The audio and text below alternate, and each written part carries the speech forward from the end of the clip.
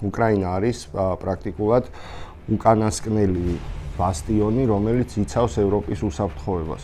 თავად რუსი პროპაგანდისტები აცხადებენ, რომ რა დემილიტარიზაცია, ამაზე მილიტარიზებული ქვეყანა არ არსებობს დღეს ევროპაში. ძნელად წარმომიდგენია, რომ ტრამპს უნდოდეს ამერიკის შეერთებული შტატების ისტორიაში ჩაეწეროს იმ პრეზიდენტად, რომელმაც დაკარგა ევროპა. რუსეთის ამჟამინდელი კონსტიტუციით რუსეთის ტერიტორიის 1% დაახლოებით ოკუპირებულია. ქალაქი ხერსონი იგულისხმება ამ შემთხვევაში. ის ამბობს, რომ თუ ამ ყველაფერს არ მიღიარებ, მე ომის გაჩერებას არ ვაპირებ, ხო? იმიტომ რომ პუტინმაც რაც განაცხადა, ის მიზნები მიუღწევადი აღმოჩნდა. ოპტიმიზმის საფუძველი უკრაინის გულშემატკივრებს ამ ომში გვაქვს, იმიტომ რომ პარადოქსული არის ერთი მიმართულება, რომ ზღვაზე მოიპოვა უკრაინამ უპირატესობა. რაც პუტინმა დამართა რუსული არმიის რეპუტაციას მსოფლიოში, ეგ იყო ოცნება ნებისმიერი რუსეთის მტრისა. ცნობილი ამბავია ეგ, რომ ვერ ეტყვი იმას მეფეს, რაც მას არ ესიამოვნება. ამათ უდგათ ეს კონცეფტს. ან ეს რუსების სასურველი სცენარი რომ დამჯდარიყო, მაშინ უკრაინაზე არ გაჩერდებოდა ეგ აგრესია აბსოლუტურად დარწმუნებული. უნგრელების ისტორიული მიწები ბუდაპეშტი და ბალატონის ტბა თუ ის საიდანაც ატილა წამოვიდა. მის მაგალითზე რო ეუნები, რომ აი საჩხერე რო იყოს ეხლა ისე როგორც ცხინვალია, ხო? ეგ უკვე მე აღარ მოწონთ. არავინ არ პროგნოზირებდა, მოდი ეხლა გულწრფელები ვიყოთ რა.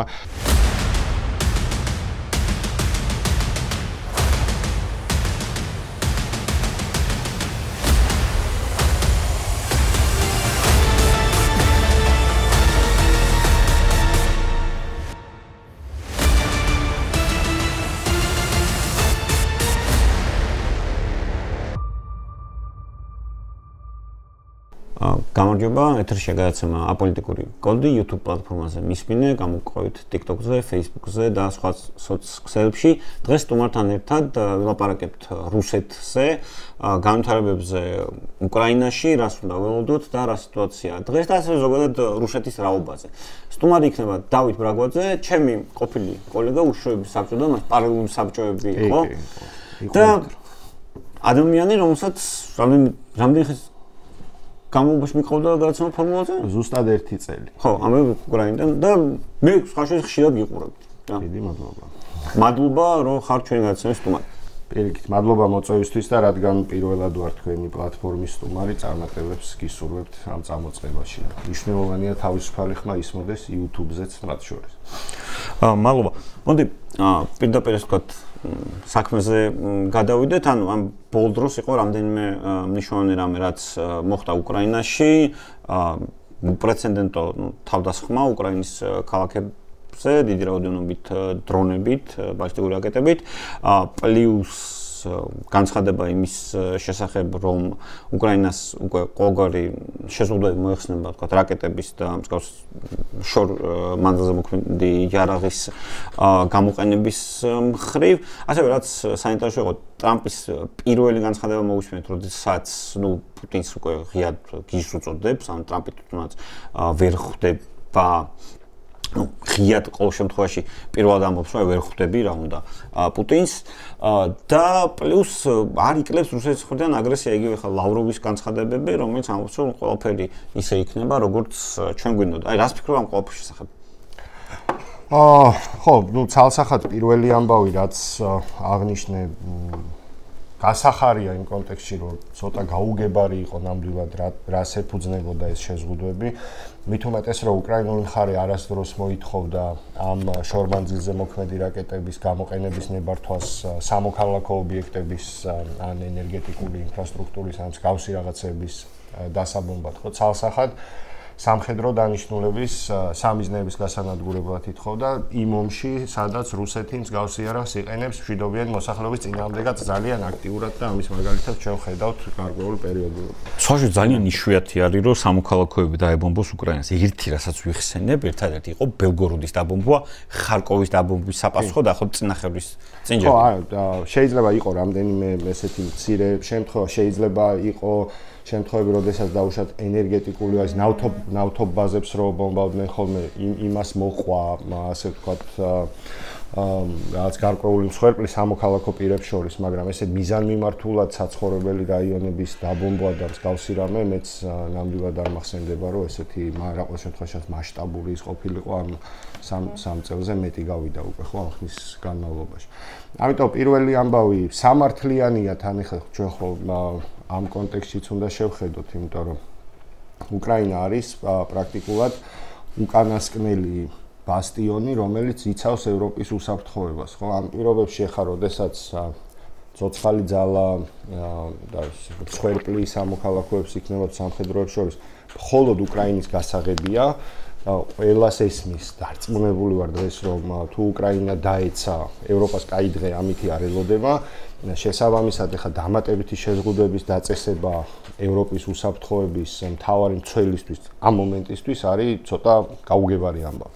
და კარგია, რომ ცოტა უფრო გათამამდა ევროპული ლიდერშიპი, ასე ვთქვათ, დიდი ევროპული ქვეყნების პოლიტიკური ხელმძღვანელობა ამ კონტექსტში. Macron იქნება ეს, Mercy იქნება, თუ Starmer იქნება, ძირითადად ამ სამ ტრიოს ვხედავთ ბოლო დროს. ტრამპს რაც შეეხება, ზურა რა ვიცი, რით გაგა მე ცოტა ანუ ეს ტრამპს მე ზოგადად ვარ ჩუმად. აი, თხილი ოპტიმიზმი, ამ თხილი პესიმიზმი, როგორც გინდა, მისე რა, ზედმეტ იმედებს ვამყარებ. კი, აი ზუსტად დაახლოებით მანდ ვარ მეც, რომ ან ის ცოტა გაცვდა თან, რომ რაღაცა ტრამპს ვერ გამოიცნობ და რაღაცა ის ხო არის რაღაც ყოველთვის იყო ესეთი ის რომ ნუ არაპროგნოზირებადი არის. ხო ანუ ეს იმდენად ისეთი ამბანური ჭეშმარიტება გახდა რომ ამის გამეორება რამდენად საჭიროა ყოველ ჯერზე მაგას გულისხმობ ამ შემთხვევაში. მაგრამ ერთი რამე არის ჩემთვის ცხადი რომ ორი რამე უпроსტად მოდი ასე ვთქვა. ერთი ის რომ ტრამპი არის უაღრესად ამბიციური ადამიანი, რომელსაც აქვს იმის ამბიცია, რომ მას უნდა უსმენდეს ყველა ამ პლანეტაზე და ეს უფრო ნათლად და აგრესიულად გამოხატა ზელენსკისთან იქ ოვალურ კაბინეტში ცნობილ შეხვედრაზე, მაგრამ მას შემდეგ რაც დაინახა, რომ ახლა შვიდობისკენ ნაბიჯებს უკრაინა ავად თუ კარგად გავს და საპასუხო ნაბიჯები რუსეთის მხრიდან არ არის, აკეთებს იმ განცხადებებს, რასაც აკეთებს. მას ცალსახად არ მოსწონს ის ამბავი, რომ პუტინი მას არ უსმენს და ახდენს მის იგნორირებას. და მისი გამოვლენა ალბათ ეს ყველაფერი. და მეორე ამბავი არის ის, რომ ტრამპს ალბათ როგორც ყველა ამხელა პოლიტიკაში მყოფ ადამიანს ესმის, რომ საბოლოოდ ყველას ქმედებებს აფასებს ისტორია, ხო? მე არ მჯერა იმის ძნელად წარმომიდგენია, რომ ტრამპს უნდოდეს ამერიკის შეერთებული შტატების ისტორიაში ჩაეწეროს იმ პრეზიდენტად, რომელმაც დაკარგა ევროპა. რომელმაც დაკარგა გავლენა ევროპაში, იმიტომ რომ ხა ჩვენ ვიცით, რომ წააგო დიდი ომი. ხო, ამერიკას აქვს რაღაც სასიცოცხლოდ მნიშვნელოვანი ინტერესები ხო რაღაც რეგიონებში. ტრადიციულად ეს არის მეორე მსოფლიო ომს ცოტა უწარსულს თუ ჩავხედავთ, ეს იყო ევროპა და ესეთი შორეული აზია, ასე თუ ჩვენგან შორეულ აზიას, რასაც ვეძახით, სამხრეთ აღმოსავლეთ აზიასაც ვეძახიან ხოლმე ხშირად და ეს ოკეანეთი და ნუ ბოლო დროს ასეთი არის ახლო აღმოსავლეთ, თავის მხრივ ლათინური ამერიკას, რომელიც ახლა მას უშუალო სამეზობლოა, ხო? კი, ჩვენ ვიცით, რომ იგივე მეორე მსოფლიო ომში ამერიკელებმა გაცილებით მეტი მსხვერპლი გაიღეს აქ აზია-ოკეანეთის ფრონტზე ბრძოლებში და იქ გაცილებით აქტიურად და დიდხანს მონაწილეობდა ბრძოლებში, მაგრამ საბოლოო ჯამში მაშინაც ესმოდათ ამერიკელებს, რომ ევროპაში მათი ჩართულობის გარეშე ომს შეიძლება სასურველი შედეგი არ მოჰყოლოდა საბოლოო ჯამში. ეხლა ამ ყველაფრის ფონზე, როცა ამ ხელა წარსული მემკვიდრეობა არსებობს და არსებობს ამ ხელა პასუხისგებლობები, მე ძნელად წარმომიდგენია ამერიკის პრეზიდენტი რომელსაც წარმომიდგენია ისეთები, ვინც იფრთხილებს, იმიტომ რომ ამერიკელებს არც პირველ მსოფლიო ომში მონაწილეობა უნდათ, არც მეორეში მონაწილეობა უნდათ, არ უნდათ დიდ ომებში ჩართვის, იმიტომ რომ იქ რაც გააჩნია იმასაც, ხო, საზოგადოებრივი აზრი როგორია ამასთან დაკავშირებით და ცხადია, რომ საზოგადოებრივი აზრი ამერიკის მაღალ ჩართულობას არ უჭერს მხარს არც ერთ ომში. იმ ომების გათვალისწინებით, რაც უახლოეს წარსულში ამ ქვეყანას ჰქონდა, მაგრამ მე მაინც ძნელად წარმომიდგენია პოლიტიკური ლიდერი იმ ქვეყანაში, რომელიც ასე მოინდომებს ისტორიის მიერ იყოს შეფასებული. ამიტომ ჯერა რომ ტრამპი გააკეთებს ყველაფერს, რომ უკრაინამ ეს ომი არ წააგოს, მოდი ასე ვთქვათ რა. რამდენად გააკეთებს იმას, რომ უკრაინამ ეს ომი მოიგოს, რამდენად ეწყინა. ან მაშინ უკვე გადავალ რაზე იცი რას ვინას უწოდებს მოგებას წაგებას იმიტომ რომ შენ ერთი მხრიდან შეხედავ რუსეთს ეგომი წაგებული აქვს საიდან გამომდინარე ოღონდ ომის გაცხადებული მიზნები რო ავიღოთ თავად რუსი პროპაგანდისტები აცხადებენ რომ რა დემილიტარიზაცია ამაზე მილიტარიზებული ქვეყანა არ არსებობს დღეს ევროპაში მართლა ესეა რომ შეხედავ ერთად თურქეთი შეიძლება დღეს გაუტოლდეს უკრაინას მაგრამ თუ თქვათ უკრაინის მხარეს შენდადებ უკვე საბრძოლო გამოსილებას რაც უკრაინის არმიამ ამ წლების განმავლობაში მიიღო და იქ თლიანად ომის სახე შეიცვალა ნუ რა დემილიტარიზაცია და რა დენაციფიკაცია როდესაც ანუ საზოგადოებრივი აზრის გამოკითხვები რო აიღო ხა 2009-ში რა იყო განწყობა უკრაინაში რუსების მიმართ და დღეს რო აიღო თუნდაც 2022-ში რა იყო ომამდე და მე რო შეადარო დღევანდელს ამ 3 წლის შემდეგ ხო ამ ცადა დედამიწაა რა აქედან გამომდინარე ხა დღეს შეგიძლია თავისუფლად თქვა რომ ომის მიზნებს რა კი რუსეთმა ვერ მიაღწია და ეს იყო კიევის აღება, ეს იყო ოდესის აღება და ასე შემდეგ ეს თქვა იმ ქალაქების რომელიც მათ თავიანთ ნაწილად მიაჩნიათ შესაბამისად მათ სტრატეგიულ დონეზე გამარჯვებას ვერ მიაღწიეს. ცალსახად მაგაში გეთანხმები და ობიექტურები რო ვიყოთ ისიც უნდა აღნიშნოთ რომ ეხლა ესეთი გაცხადებული მიზანი მოგვიანებით უკვე გამოჩნდა უკრაინული მხრიდანაც ხო? და ეს უკვე ეს რომელიც პეტრად უპირისპირდება ზე ამბიციური ხო რომ გასვლა 2014 წლამდე არსებულ მდგომარეობაზე არა თუ 2022-მდე 2014-მდე ცალსახად სადაც იგულისხმება რომ ყირიმიც და დონბასის ის ნაწილიც რომელიც მანამდე იყო ასე ვთქვათ ოკუპირებული უნდა დაბრუნდეს უკრაინის იურისდიქციის ქვეშ ხო ეს ორი სტრატეგიული მიზანი გვაქვს ერთი მხრიდან და მეორე მხრიდან რომელიც ორივე მიუღწევადი ჩანს ორივე ამ გადასახედიდან ჩანს რომ არც ერთს არ შეუძლია მიზნის მიღწევა ბრძოლის ველზე ყოველ შემთხვევაში ხა იქ შეიძლება მოხდეს რაღაცა ისეთი ცვლადები შემოვიდეს რისი წინასწარმეტყველებას მე ნამდვილად არ შემიძლია და არ მაქვს ამის ამბიცია მაგრამ თეორიულად ძალიან თეორიულად რო დაუშვა რაც რუსეთში რაღაც შეიცვალოს დრამატულად რაც გადატრიალება მოხდეს რაც აიძულებს მე რუსეთს ახალ ხელმძღვანელობას რო ჯარი დაიყვანოს ხო ან პირიქით უკრაინაში მოხდეს რაღაც გერმანიის სცენარი ან სამხრეთ და ჩრდილოეთ კორეების სცენარი ყველაზე რეალისტურად ეხა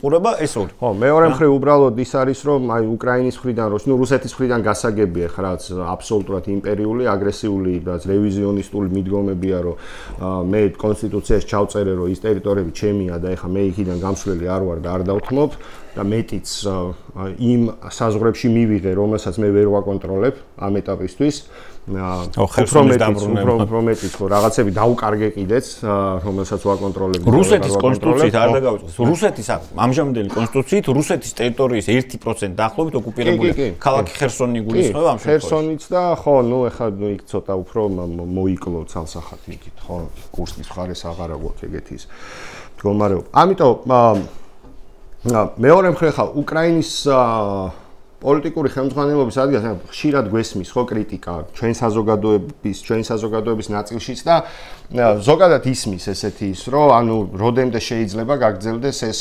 ხოცვა-ჟლეტა და ხო როდემდე შეიძლება გააგრძელოს უკრაინამ ამ სისხლისგან დაცლა და საკუთარი გენოფონდის განადგურება ამ მაღალი მიზნების მისაღწევად მაგრამ მეორე მხრივ შევხედოთ ეს თავი დავაყენოთ იმ ხალხის ადგილას ხო ანუ მე თუ ეხლა დავნებდი და ვთქვი რომ მშვიდობის მისაღწევად მზად ვარ ყველაფერზე მოვაწერო ხელი რასაც პუტინი ითხოვს იმიტომ სხვანაირად მშვიდობა არ მიიღწევა ხო ნახეთ სტამბოლის ბოლო მოლაპარაკებების რაუნდზეც რომ არ მიიღწევა ეს მშვიდობა ის ამბობს რომ თუ ამ ყველაფერს არ მიიღიარებ მე ომის გაჩერებას არ ვაპირებ ხო კი ბატონო მეორე მხრივ არასერიოზულ დამოკიდებულებას იჩენს თვითონ სამშვიდობო პროცესის მიმართ იქიდან პრეზიდენტი ჩადის და იქიდან რაღაცა გაუგებარი სტატუსის მქონე ხალხი ამიტომ მე თუ ეხლა დავნებდი მაშინ რა აზრი ქონდა 2024 წლის თებერვლის ბოლოდან ჩემ 2022 წლის თებერვლის ბოლოდან ჩემ ბრძოლას რატო რისთვის ვიბრძოდი მაშინ ამდენი ხალხი რატო დავხოცე ამდენი რატო დავასახიჩრე ამდენი რატო გავაუბედური ამდენი ხალხი რატო დავანგრიე მაგრამ მაშინ ესე ჩანს ხო მე ძნელად წარმომიდგენია ადამიანი ვინც ახლა ზელენსკის ადგილას იჯდება და ეხლა იტყვის რომ მშვიდობაზე ხელის მომწერია ნებისმიერ ფასად ყველაფერს აქვს თავისი ფასი ცხადია ხო იქ შეიძლება იყოს რაღაცის გადაწევა დროში ის გასაგებია რომ უკრაინას იძახის რომ მზად არის არსებული სტატუს კვო დაუშვათ 30 დღიან ზავზე წავიდეს მაგრამ კი ბატონო ამის აღიარება თუნდაც მხოლოდ დე ფაქტო და არა დე იურე რომ მან აღიაროს რუსეთის ასე ვთქვათ კონტროლი იმ ტერიტორიებზე, რომელიც დღეს რუსეთს აქვს ოკუპირებული, ან უნდა რომ ჰქონდეს ოკუპირებული, მე ძალიან მაგრამ აქ პარადოქსული მომენტია, რომ როდესაც რაღაც ასე ვთქვათ ინტერვიუები გამოდის ჯარისკაცებთან, ბუნებრივია არც ერთი მხრიდან ჯარისკაცები თავიანთ ვინაობას არ ამჟღავნებენ, არც რუსული მხრიდან, არც უკრაინული მხრიდან და აი ეს რო აი რისთვის ვიბრძოდით მაშინ, ეს მიდგომა რუს ჯარისკაცებსაც აქვს და ეს პუტინის პრობლემაა უკვე. ანუ ის რომ მილიონამდე ადამიანმა იცის ადამიანის კვლავ ეს მისთვის არის ორივე მხრიდან. ეს მისთვის არის რაღაც ყოველდღიურობის ნაწილი, ხო? შესაბამისად იქ პოსტტრაუმატული სტრესული მოშლობის სინდრომი და შემდეგ რამდენს ექნება. და ანუ პუტინის დილემაც ესაა, რომ პუტინმა ამათ უტილიზაცია როგორ უნდა მოახერხოს. ან ამათთვის უნდა იმიტომ რომ პუტინმაც რაც განაცხადა ის მიზნები მიუღწევადი აღმოჩნდა მათთვის სამწუხაროდ და სოფლიოს საბედნიეროდ, მაგრამ დღეს პუტინმა უნდა მოარგოს თანამედროვე ახალი მიზნები არსებულ რეალიებს და ეს მას ასევე უჭირს. რა, ჯერ პრიგოჟინის ჯანყიდან დაწყებული, იქ არის რაღაც შიდა უკმაყოფილება, რომელსაც უბრალოდ ლიდერი არ აყავს. პრიგოჟინი იყო გამორჩეული ლიდერი, ფული, ორგანიზაციული სტრუქტურა, გამოცდილება და თან ამბიცია აღმოაჩნდა რა. კი, ნამდვილად. პრიგოჟინი საინტერესო შემთხვევა იყო და ჩემი აზრით მართლა სწორ რაღაცაზე გააკეთე ხა შენ აქცენტი, იმიტომ რომ რა გამოსავალი აქვს პუტინს? აქედანაც ხო შეგვიძლია შევხედოთ რა. პუტინი კესბაიას ნათქვამ გავუცნოთ, აქედანაც უნდა იმას მიქნან და იქიდანაც უნდა იმას მიქნან. დაახლოებით ეგეთი რა ქნას საწყალმა პუტინმა? ხო, ანუ მე არ მჯერა იმის, რომ პუტინს უნდა მშვიდობა და ამ მიზეზის გამო იკავებს თავს, მაგრამ რომც უნდოდეს. აუშავ, ან ძალაუფლების დათმობა რო არ უნდა, ამაზე ხო ყველა ვთანხმდებით, ან მის ძალაუფლებას პატარა ბზარი მაინც რო გაუჩნდეს, ეს რო არ უნდა, ამაზე ხო ყველა ვთანხმდებით, ალბათ. პუტინს ექნება ამ შემთხვევაში ერთადერთი გამოსავალი, რომ ის ხალხი, ვინც შენ აღნიშნე, ვინც უნდა დაბრუნდეს თავის ყოველდღიურ რუტინულ ცხოვრებაში და რუსეთში, სადაც არის ცხოვრების ხარისხი საკმაოდ დაბალი, არის გაჭირვება, არის უმშევრობა, ბევრი რამე, ხა რაც არ უნდა ჩანდეს ახლა იქ ხაღალდზე რაღაცა რიცხვებში, ხო? ჩვენ ხო ყველამ ვიცით, რომ რუსეთში არასდროს ყოფილან ადამიანები, ბედნიერები, რაღაცა გარკვეულწ რუბლიოკაზე და იმაზე არ ვიძახი ხა სადღაც. ხო, ეგრეთ წოდებულ ზალტოე კალცოს იქეთ რა, რაც აი რა ხდება, ხო? და რა უნდა უყოს ამ ხალხს, რომელიც მართლა გაიწაფა ამ იმაში, კაცის კლასში, მარადიორობაში, გაუპატიურებაში, ძარცვაში და უბედურებაში, ხო? ეს ხალხი ხო იგივეს გააკეთებს. და რა ვინმეს გონია რომ რადგან უკრაინელები არიან და არინდობენ რაღაც მე რომ ჩავლენ სადღაცა იმაში ეკატერინბურგში იქ დაინდობენ გამორიცხული ამ მარადიორობის უამრავი შემთხვევა და მათ შორის გაუპატიურება და მკვლელობის შემთხვევები იყო კურსკის ოლქში სადაც ათავისუფლებდნენ თავიანთ ხალხს და ერთადერთი თეორიული გამოსავალი აქ შეიძლება წარმოვიდგინოთ ის, რომ ამ ხალხს პუტინმა გაუკეთოს ზუსტად ის, რაც 45 წელს სტალინმა გაუკეთა ტყვეობიდან დაბრუნებულ წითელ არმიელებს, რომ გააუშვას ყველანი იმაში გულაგებში, ხო? ავიცი ხა ის არ იყო საინფორმაციო ეპოქა რა. ხო, ამის რესურსი ძალიან რთული იქნება თანამედროვე რუსეთისთვის ამდენი ადამიანი იზოლაციაში მოაქციოს რა. და მე იქ თუნდაც იზოლაციაში მართოს ახლა რა არის სამართავია გულაგების სისტემა.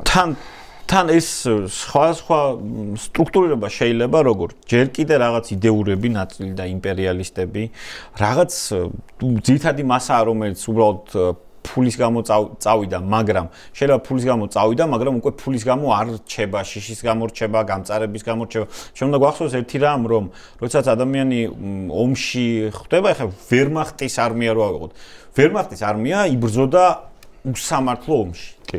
მაგრამ იბრძოდნენ გააფთრებულები და ბოლომდე იცავდნენ, თქვა ბერლინის რაიხსტაგს და ასე შემდეგ რა, რომ რაღაც ეტაპზე ომის რაღაც ეტაპზე შენ უკვე შეიძლება არ იბრძვი იმისთვის, ისაც იბრძოდი დასაწყისში. მიუხედავად იმისა, შენ უსამართლო ომში ხარ და ხვდები, რომ უსამართლო ომში ხარ, შენ შეიძლება მაინც გააფთრებული იბრძოდე. მოდი ესე ვთქვათ, მე არ მინდა რუსი ჯარისკაცის რომანტიზირება, ანუ ისემც უქნიათ რა, ერთიანად გამწყდარან, მაგრამ ანუ აქ საფრონტო რეალიებზე ვამბობთ რა და ანუ ეს პრობლემა რუსეთს ექნება.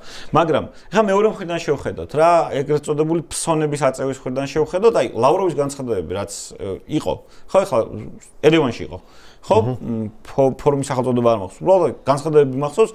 ეგ ყველა განცხადება არის, აი პრაქტიკულად იმის გადამღერება, რაც იყო სტალინში, მედინსკის განცხადება, რაც რუსეთის სულიძახის, აი ანუ ისტორიული მიწები, რაღაც ისტორიული რევანშიზმი რაც არის კლასიკური, რომ კიევი, რომ არ მივცემთ უფლებას, რომ ხუნტა, და როდესაც თავადაც თუ გახსოვს შენ რუსული პროპაგანდა, ზელენსკის მხარს უჭერდა რუსული პროპაგანდა. თუ გახსოვს შენ არჩევნებში პოროშენკო გამოყავდა ტიპად და ზელენსკი გამოყავდა კარგ ტიპად რუსულ პროპაგანდას. მაგრამ დღეს რუსეთის საგარეო საქმეთა მინისტრი აცხადებს, რომ ისინი არ მისცემენ უფლებას უკრაინას იცხოვრონ უკრაინული კანონებით. ხო? და მოყავთ რაღაც ყველანაირი საბაბი იმისთვის, რომ თავი არიდონ სამშვიდობო მოლაპარაკებებს და ეს ფსონების უფრო მაღლა აწიონ რა და აი ეს ფსონების აწევის პროცესი შეიძლება მაინც და მაინც სასარგებლო მათთვის არ იყოს. აი არ მინდა მე ხოცებზე ლაპარაკი, მაგრამ ხოცებიც და რუსებიც თავისით გაიჩალიჩებენ, იმიტომ რომ არიციან სად გაჩერდნენ. ანუ არიციან ეს ამბიცია სად მოთხოვნა. ანუ პუტინის ადგილას ავიღებდი მაინც იმ გამოწვევ ხელს, რომელიც ტრამპმა რამდენჯერმე გაუწოდა, იმიტომ რომ ერთ დღეს თუ ეს ხელი უკან წაიღო, აი მაინც კაი მდგომარეობაც არ აქვს რუსებს რა, არც იარაღის წარმოების მხრივ, არც ეკონომიკის მხრივ და ანუ ეს ფსონებით თამაში, ანუ ეგეთ გამოთქმაა, რომ ორი ადამიანი ჭირდება ტანგოს ცეკვას რა, რომ მეორე მხარე იგივე ევროპაც უფრო და უფრო ხისტია და გასაგებია ხა ჩვენც მიჩვეული ვართ იმას რომ აი ეს ევროპა როდის გამოიღვიძებს ხო ვითომ იღვიძებს 2008 წლიდან მაგრამ არ დაადგა საშველი ამათ გამოღვიძებას თითქოს რა მაგრამ ეხლა უბრალოდ იმათაც ეგზისტენციალური პრობლემა აქვს და ეგზისტენციალური პრობლემა რაშია ანუ 2008-ში ქართველებმა საქართველოს ვერ დავარწმუნეთ ევროპა რომ ესენი რუსები სხვა რაღაცას წამსვლელიც იყვნენ 2014-ში ყირიმის ოკუპაციის მერე ევროპას მაინც გაუჭირდა იმის დაჯერება რომ რუსეთი რამე სხვაზე წავიდოდა, უფრო დიდ აგრესიაზე წავიდოდა. 2022 წელს მერე ეხლა პოლონეთმა და ბალტიის ქვეყნებმა დარწმუნებული ვარ უკვე იციან რომ ეს საფრთხე მათ ემუქრება. იგივე პოლონეთმა და ბალტიის ქვეყნებმა მანამდეც იცოდა. ხო, მაგრამ არა, დღეს ეს საფრთხე რეალურია. დღეს შენი დარწმუნება არ ჭირდება. დღეს ბრმა უნდა იყოს. დღეს არის სუვალკის კორიდორი, რომ მელზეც უკვე აქტიურად საუბრობენ, რომ გაჭრიან დერეფანს რუსები, ხო? ყოველ შემთხვევაში სურვილი ექნებათ. იგივე საფრთხის წინაშე შეიძლება აღმოჩნდეს შემდგომ უკვე გერმანია ეს უკვე ეგზისტენციალური საფრთხეა მაგას.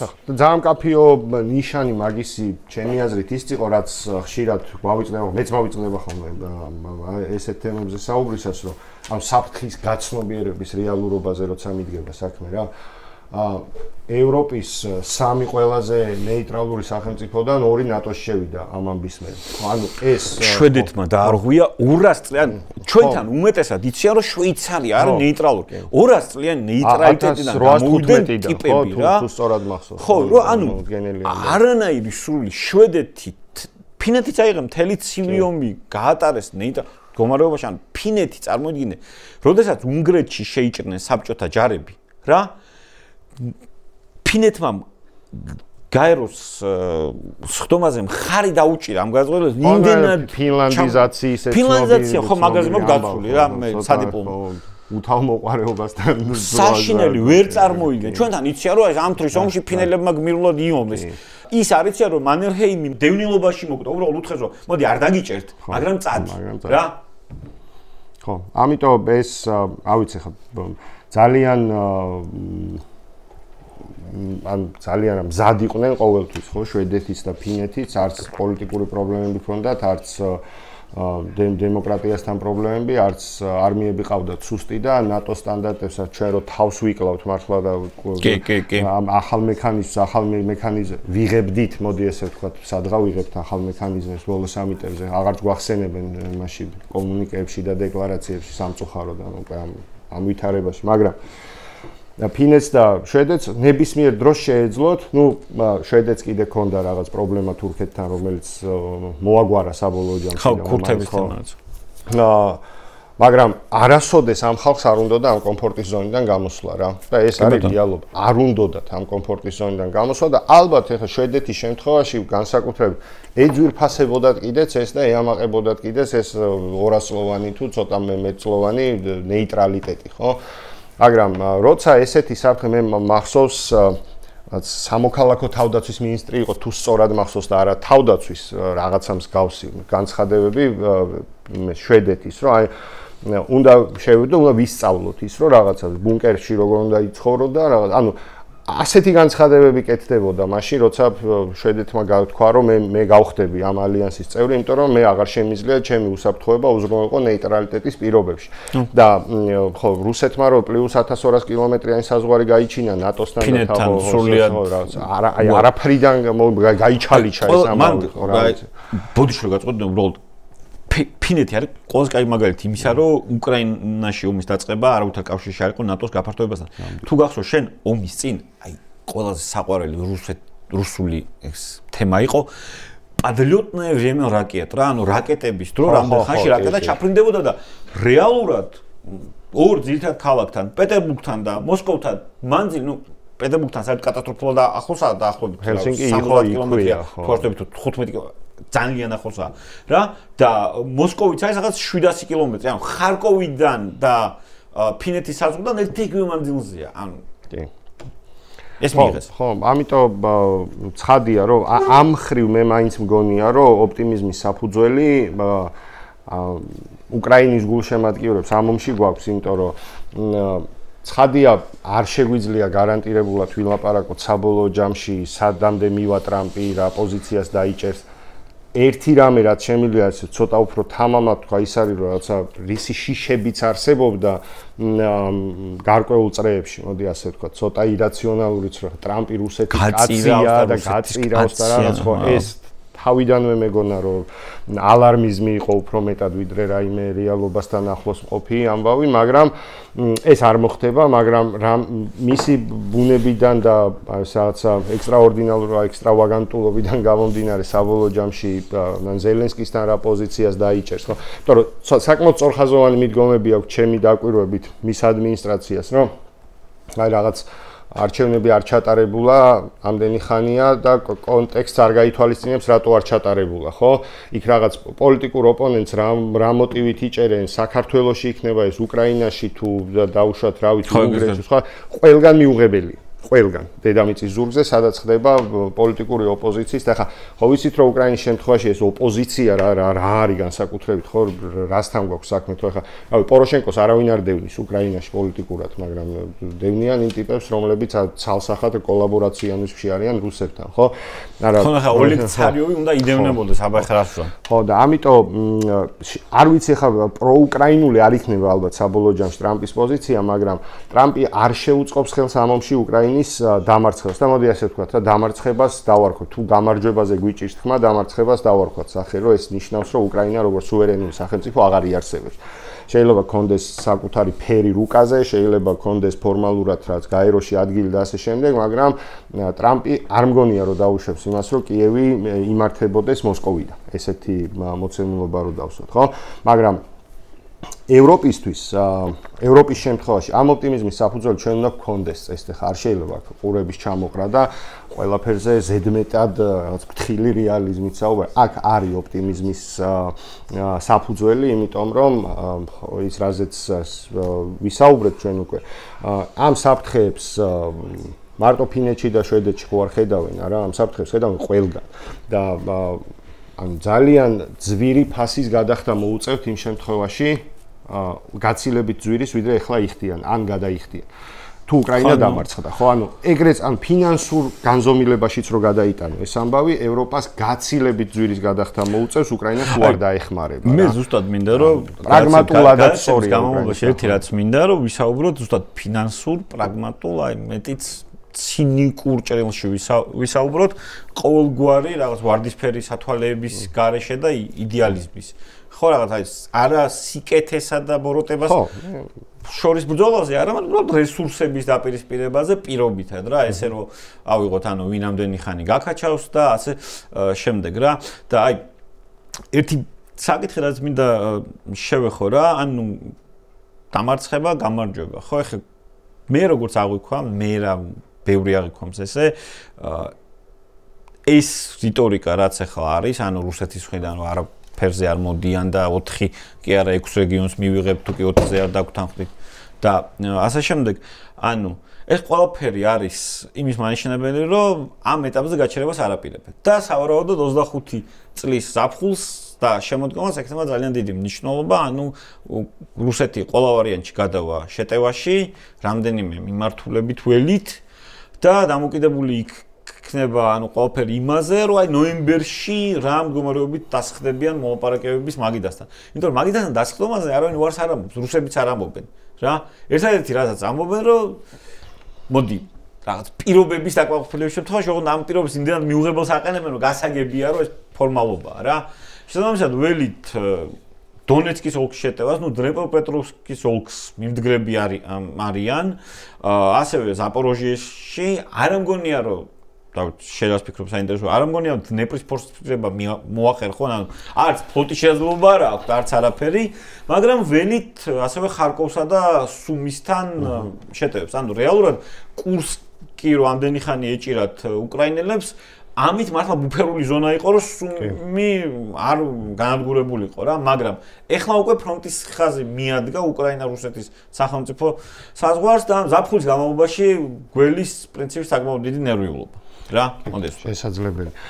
ხო, მე პირველ რიგში მაყურებლისთვის უფრო ნათელი რო იყოს, მე სამხედრო ექსპერტი არ ვარ, ამიტომ რაღაცა მკვეთრ სამხედრო შეფასება ტაქტიკურ მანევრებში და ამას შესვლა გამიჭირდება, ჩემ გადაცემაში ამისთვის თანაწამყვანი მყავდა და იმის გადამდგარი პოლკოვნიკი იყო, ისაუბრობდა ხოლმე ასეთ თემებზე ძირითადად, მაგრამ რაც წამიკითხავს ახლა და რაც მისწავლია ისტორიაში იქნება თუ რაღაცა მე სხვადასხვა უბრალოდ რომ დამაინტერესებდა რაღაც თემა, ეს არის ამბანური ჭეშმარიტება ამ საქმეში და ალბათ სამხედრო საქმეში, რომ ამ ხელაფზე ფრონტს რო წელავ, მე იქ შესაბამისი რესურსებიც უნდა გქონდეს.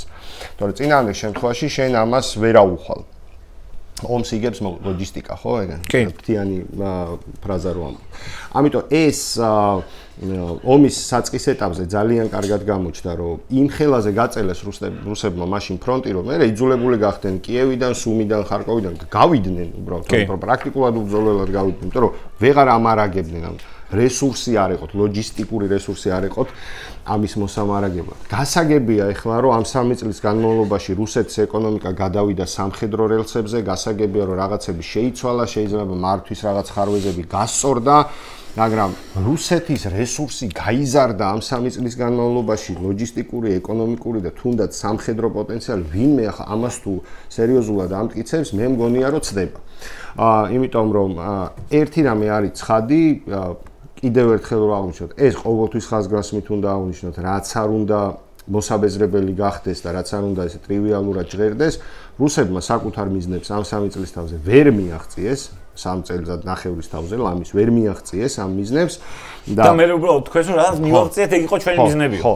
და ამბავი რა არის, იცი რომ რუსეთში ძალიან კარგად აცნობიერებენ სავარაუდოდ, რომ ეს არის გრძელი ომი, ხანგრძლივი ომი. ამიტომ ეხლა თუ მოახდენენ მსგავს ფორსირებას იქ, დნეპრზე იქნება თუ ფრონტის ხელახლა გაწელვას თუ დაიწყებენ და ასე შემდეგ, მგონია რომ უარეს შედეგს მიიღებენ უბრალოდ რა. იქიდან გამომდინარე, რაც ამ ომში უკვე ვნახეთ, თორე რაღაცა იმას კი არ ვამბობ, რაც მხოლოდ თეორიულ რაღაცას ჩემ სურვილებს არ ემყარება ამ შემთხვევაში. ეს არის ის, რაც უკვე ვნახეთ. რუსებს აქვთ რაღაცებში უპირატესობები ამ ომში, რასაც აქტიურად იყენებენ და რისი დამსახურებაც არის სხვათა შორის ის, რომ აი ეს პატური მდგომარეობაა, ხო, რაც ეს სტილმეიტს რასაც ეძახიან, ხო, პირველად ვალერი ზალუჟნიმ გამოიყენა ეს შეფასება რუსეთ-უკრაინის ომის კონტექსტში. მან თქვა, რომ მაშინ ჯერ კიდე მთავარსარდალი იყო ჯარების და თქვა, რომ ანუ პატია ეს. რუსები ვერ დაგვამარცხებენ, მაგრამ ჩვენც ვერ დავამარცხებთ. ესეთ მდგომარეობა. და რუსეთისთვის ამ პატს უზრუნველყოფს მაგალითად ის, რომ артиლერიაში აქვს უფრო დიდი შესაძლებლობები, უფრო მეტი საარტილერიო ჭურვი აქვს, უფრო მეტს ისვრიან, მოდი ასე ვთქვათ რა. და იგივე ეს რაღაც სარაკეტო სისტემებიც აქვს რა, ჯერჯერობით. მაგრამ ის უნდა გვესმოდეს, რომ რუსეთს საარტილერიო ჭურვებით ეხლა ამარაგებს ჩრდილოეთ კორეა და რაღაცა ძველი მარაგები და რაღაცები და ირანი ირანი დრონები ბალისტიკა. და აქედან მეორე მხარეს მართალია ნელა, მაგრამ პროგრესს განიცდის ევროპული წარმოება, ეგ ლაპარაკია გეგმებზე.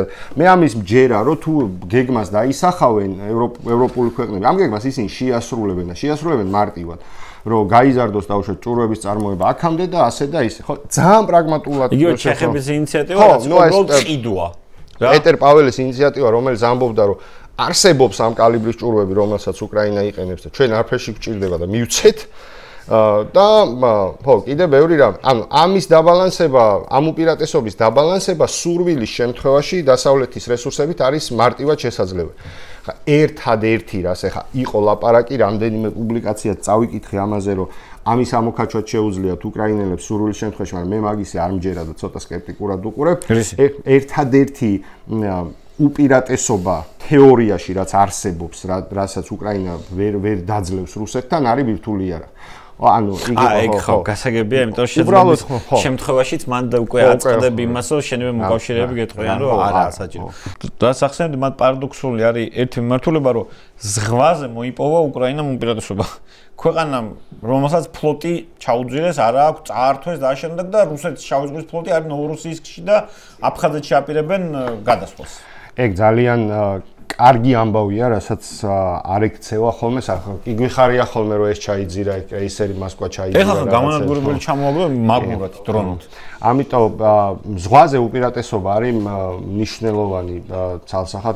განსაკუთრებით აი თუ გახსოვს ის ამბავი რო იყო რა, ომის დასაწყისიდანვე გახდა ძალიან აქტუალური ეს მარცვლეულის საკითხი, იმიტომ რომ უკრაინის ეკონომიკას ურტყავდა ძალიან ცუდად რუსეთის შესაძლო დომინაცია შავ ზღვაზე. მაშინ რუსები აშანტაჟებდნენ, იმიტომ რომ უკრაინას მარცვლეული ვერ გაქონდა, რაც ერთი მხრივ იწევდა რაღაცა სურსათის დეფიციტზე ეგვიპტეშიც კი და მეორე მხრივ უკრაინის ეკონომიკას აკლებდა საცოცლოდ მნიშვნელოვან რესურსს, ხო? ამიტომ უკრაინისთვის სუფთა ეს ეკონომიკური კუთხითაც ძალიან მნიშვნელოვანია, რომ ზღვაზე უზრუნველყოფილი კონდეს მას უსაფრთხოება და მეორე მხრივ აი როგორიცაა თუ გინდა პროპაგანდისტული დავარქვათ ამ ამბავს რა ამ კუთხითაც მნიშვნელოვანია, იმიტომ რომ ეს რაღაცა რუსეთის შავი ზღვის ფლოტის უძლეველობის რაღაცა მითი უკრაინელებმა დაამთავრეს რა, მართლა ისე კი არა რომ რაღაც ფლოტთან კი არ დამარცხებულა მართლა რაღაცა მართვადი დრონებით და ნეპტუნებით და რაღაცეებით. ნუ კრეისერ მოსკვას წყალქვეშა გემად გადაქცევით დაიწყო გამო. ეგ ამბავი ნუ ყველაზე და დღემდე ყველაზე ესეთი თვალში ხელშესახები ამბავი ცალსახად მაინც ეგ იყო რა თქმა უნდა, მაგრამ მეორე მხრივ რა ვიცი ხა არ გავა რაღაცა დიდი პერიოდი არ გავა ხოლმე რომ რაღაც მნიშვნელოვანი კიდე არ ჩაიძიროს ხოლმე რა და შავი ზღვის ფსკერზე არ პოვოს სამუდამო განსასვენებელი. ეს მნიშვნელოვანია, იმიტომ რომ არსებობს პროპაგანდისტული სიუჟეტები, ალბათ ასობით, ეხლა ყველა არ მაქვს ნანახი, მაგრამ ათობით მეც მაქვს ნანახი. ცალკე ამ კრეისერ მოსკვას უძლეველობაზე და რო ანალოგი და ის არ ყავს და ორი პარადი ტარდებოდა 9 მაისის, ხო? სევასტოპოლში იყო მეორე, ხო? აუცილებლად იყო საზღვაო შემადგენელი. კი.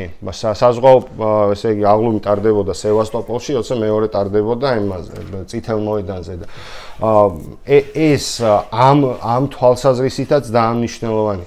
ეს ახლა ჩვენ და სამწუხაროდ რა ვიცი, კითხვი რო არ მინდა ამ თემებზე ლაპარაკიო, მაგრამ მაინც ეს რაღაცებს უნდა შევეხოთ ალბათ. გაგვით მაინც რომ აი სუსის სუსის ბოლო ანგარიშში რო წერია რომ ის ოჩამჩირის ფლოტიო საკონტეინერო გადაზიდვებისთვის არისო, ის ოჩამჩირის ისაო რა, ნავსადგურის ამბავიო, რუსები სამხედრო მიზნით არაპირებენ მაგის გამოყენება საკონტეინერო გადაზიდვებისთვის, ნუ გეგონება ხა რამე ის არის რა. აიფონები უნდა გადაიყვანოს. შეღავათია რამე თვალსაზრისით, მაგრამ ის რომ რუსეთს რაღაც მსგავს ალტერნატიულ ნავსაყუდელებზე უწევს ფიქრი შავ ზღვაზე და ვერ იყენებს ამ ფლოტს რა, ვერ გამოიყენა. აფხაზეთის თემა საერთოდ რო ჩახსნა ნოვოროსიისკში არიან ჩაკეტილები და კიდე ერთი მნიშვნელოვანი მომენტია, მან რაც არის, შენ ბლოკადა კი ახსენე, მაგრამ უყურე ომის დასაწყისში კუნძულის მეინი რო აიღეს და ოდესას აღება რო უნდა ნიკოლაევის და ასე შემდეგ, ოდესას შემთხვევაში განსაკუთრებით განიხილებოდა სადესანტო ოპერაციები რა. ეხლა ესენი რომელი დესანტის გადამსხმელები არიან? გამორიცხული. გემებით, ნუ აი მითხარი. აბსოლუტურად გამორიცხული. ჯერინდენ სადესანტო ხომალდ ჩაუძერეს, მაგრამ მე ვერ გამოდიან ნოვოროსიისკიდან. ხო, ანუ მაგას ცოტა მეტი შესაძლებლობები ჭირდება კი, ეხლა ეგ ნათელი ამბავი და სხვა ფლოტებშიც არ აქვს, ეხლა სადაც შავი ზღვის ფლოტი, რომელიც ეხლა რამდენიც არ უნდა ვიძახოთ, დავუშვათ ბალტიის ზღვის ფლოტზე ან ჩრდილოყინულოვან ფლოტზე და რაღაცა, ხო? შავი ზღვის ფლოტი მაინც რუსული საზღვაო დიდების განსახიერება მაინც ითვლებოდა. და მოდი ესე ვთქვათ, რომ წყნარი ოკეანის ფლოტის აქტივობაზე მეტად ეს უფრო გაინტერესებს. შენ ჩვენთან არის. ხო, ჩვენთან და თან მეორე ხალხი. ვლადივოსტოკში რაც უნდა ის უქმნია. ხო, მაგრამ ეს აი ხო ახლა კაი იქ იყო რაღაცა იაპონიასთან ომისის, მაგრამ იქ დამარცხდნენ, დაუშვათ ჰქონდათ საზღვაო შვედებთან ეს ზღვისთვის ომი და რაღაცა ხო, ეს ცნობილი ამბავი, მაგრამ იმის მერე ისეთი არაფერი.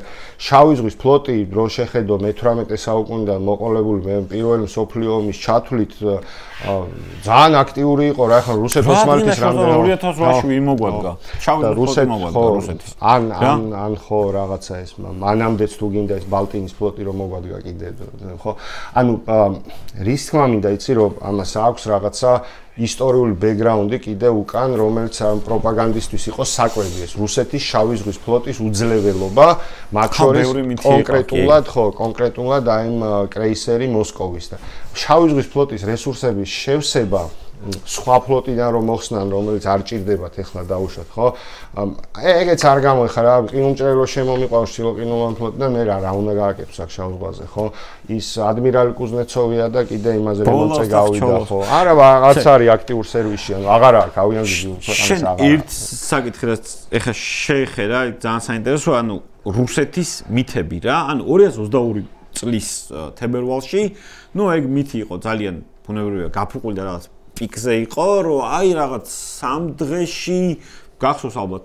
სადაზვერო დასავლური სადაზვერო პროპაგანდისტები ამ მაგარ ჩვენი ალტინფო იქნება თუ იგივე რამ დასავლური ექსპერტები დააშენო ნუ ყველა მოელოდა რაღაც ეს არა კაცო დასავლეთ ქვეყნების სადაზვერო სამსახურები წერდნენ მაგას რომ კიევს 48 საათი დარჩა და 72 საათი დარჩა იქა ჯეროდა ეს მითი რომ ესენი იყვნენ რამენაირად მოდერნიზირებული რაღაც ახალი სტანდარტები შექმნეს და ამავდროულად ეს მითი დაიმსხვრა და მე უბრალოდ რაში გარდაიქმნა იცი ისევ ძველი მასში დაბრუნდა ეგეთი ჟუკოვის რეალობაში დაბრუნდა მარშალ ჟუკოვის რომ ბაბუიშო ნარაჟაევ აი რუსი ქალები კიდე გააჩენენ და ამ იმით წავიდა ეხლა დღეს რასაც ხვდები რუსულ პროპაგანდაში მათ შორის საქართველოსშიც სამწუხაროდ ხვდები იმას რომ აი რუსები ამას მაინც მოიგებენ იმიტომ რომ რუსებს თქვათ თავიანთი მსხვერპლი არ აინტერესებთ და ასე შემდეგ და ასე შემდეგ არადა იმავდროულად დემოგრაფია რო აიღო